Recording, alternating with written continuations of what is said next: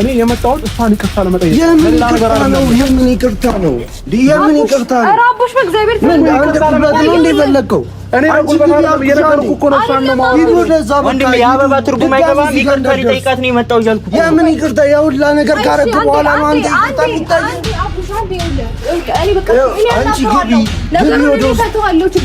እኔ ራሴ አዋራቸዋለሁ።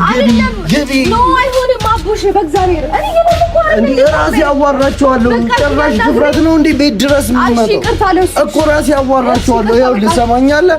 እኔ አንተን አክብሬ ነው እንጂ የአበባ ይዘፈር ድርሽ እንዳትል ሰማኝ። ሁለተኛ እኔ ነገሮችን እጨርሳለሁ። እኔ ራሴ አዋራዋለሁ። ቆይ ዞር በይ ወንድም። የአበባ ትርጉም እንደ ፈለጋችሁ አንዴ ተረጋጋ።